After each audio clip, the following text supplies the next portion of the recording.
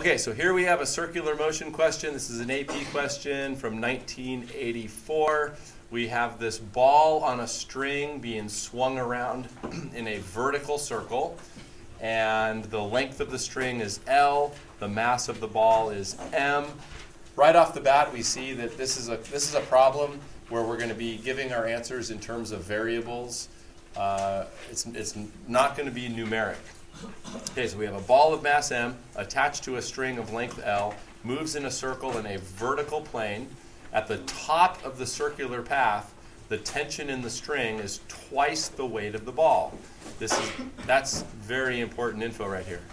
At the top of the circular path, the tension in the string is twice the weight of the ball. At the bottom, the ball just clears the ground. Air resistance is negligible, and we're going to express all of our answers in terms of M, L, and G. Okay, first question. Determine the magnitude and direction of the net force on the ball when it's at the top. So let's go like this. I'm going to scoot this over. So let's look at the ball when it's at the top. So here's the circular path like that. When the ball is at the top, here's the center of the circle right there. So what are the forces that we have on the ball when it's at the top of the circular path? We have mg down. Gravity is always down. Okay, and then which way is the rope? When the ball is at the top, which way is the rope pulling on the ball? Down. Like that. And that's tension. But what do they tell us right here? At the very, very top, the tension in the string is twice the weight of the ball. So what's T equal to? 2 mg, right? Because the weight is mg, but then they tell us that tension is equal to 2 mg. So what is going to be the net force on the ball? 3 mg. You know, if you sum the forces, and by the way, what's another name for the sum of the forces? Another name for the sum of the forces is net force. So the sum of the forces or the net force, you're going to go like this. Remember, center of the circle is always positive because that's where the acceleration points. So keeping the center of the circle positive, we're going to say mg, which is this, plus tension. But wait a minute, what's tension equal to? Tension is equal to 2 mg. So, and then this would equal ma, but right here, this is the net force. So what is the net force going to be? And keep in mind, we can only use m, l, and g, so we're going to be within those rules right here. This circle is the net force. See how net force is equal to what? 3 mg. So the answer to A is 3 mg. Okay, question B.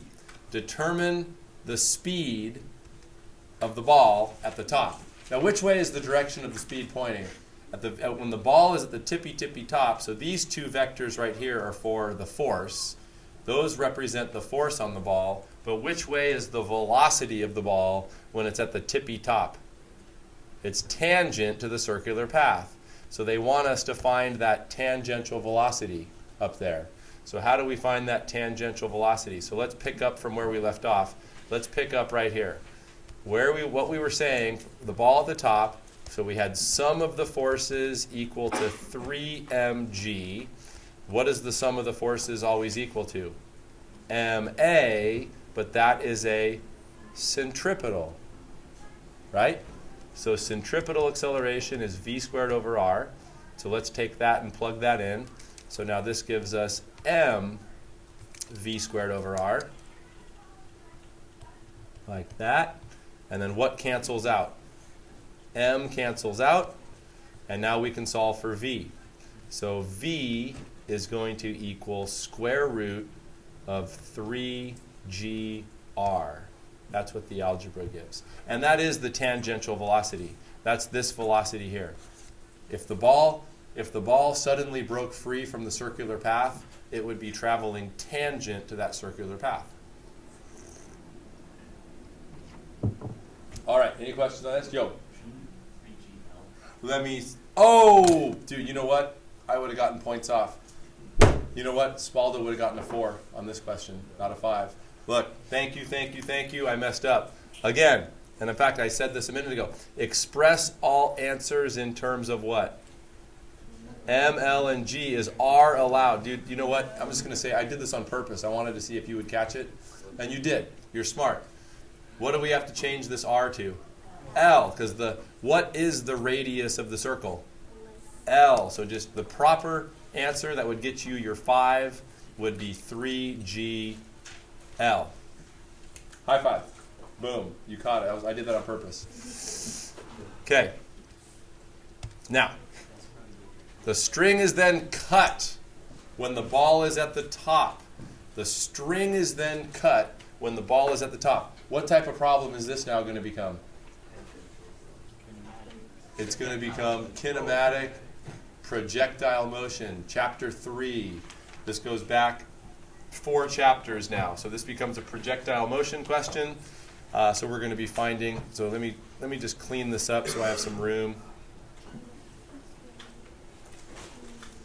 Get rid of that. Kind of make this bigger.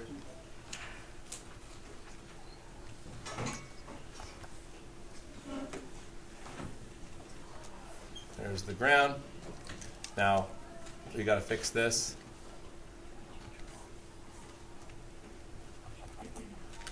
Because the ball has to be at the top. Hey, do you guys want to have the ball going to the right? Yeah. I think everybody's brain works better. Let's have the ball go to the right. They have it going to the left, but you know, even me, I've taught this a long time. I think everybody likes it when the object goes to the right. So we're just going to have it going to the right. Same thing. So here's the ball. We're switching the direction of the motion. So now it's rotating this way. So the ball has a tangential velocity. Let's make that a little more tangent. So the ball has this tangential velocity, which we figured out was equal to square root 3GL. By the way, is that an x velocity or a y velocity? That's an x velocity. What is the starting y velocity? 0. So the ball goes like this. It goes projectile motion. Let's call this distance x. So from where the ball starts, it starts right there, to where it lands, that's going to be x. And then what's the vertical height? The ball starts here, and then what's the vertical height? Let's call that y. And what's y going to be equal to? Y is going to be equal to 2L, like that, because it's double the radius. Is everybody with me? L was the radius, so that's going to be 2L. Now, as the ball, remember, for projectile motion, what's the big idea? The big idea is you must separate x from y. Okay? So as the ball flies to the ground, as it flies through the air, what's the acceleration in the x direction? 0, because the x velocity remains constant. This x velocity here, assuming no air resistance, does not change. So Vx stays the same, but does the y velocity stay the same? No, because what's acceleration vertically? Gravity, which equals -10. But we're keeping this in variable, such as going to be g. Okay, how do we find time in the air? We're ready to do this. Are we going to find time in the air using the x direction or the y direction? The y direction. So for part C, using the first kinematic, y equals 1/2 g t squared plus vy initial t. That's the first kinematic. I wrote it for the y direction. What is the initial y velocity? We're only focusing on the, oops, sorry, that's x. We're only focusing on the y direction here.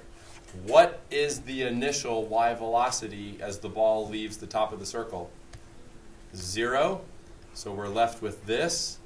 So t is going to equal square root of 2y over g, but now we got to plug in for what y is. What is y in this problem?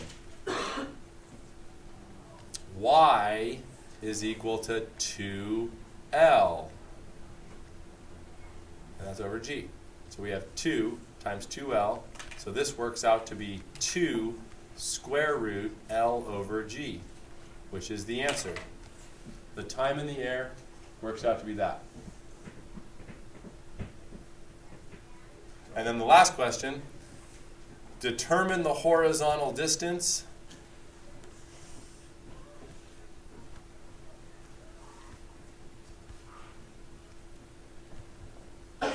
determine the horizontal distance the ball travels before hitting the ground. So how do we find this x? Well, again, it's going to be a kinematic. So we go x equals 1/2 at squared plus vx times t. What is the x acceleration? 0. So x is going to simply be vx times t. Now, what was vx? Remember, we got to do it in terms of their variables. This is vx. So vx is square root 3gl, and then t is 2 times square root L over G. This simplifies to 2 root 3 times L.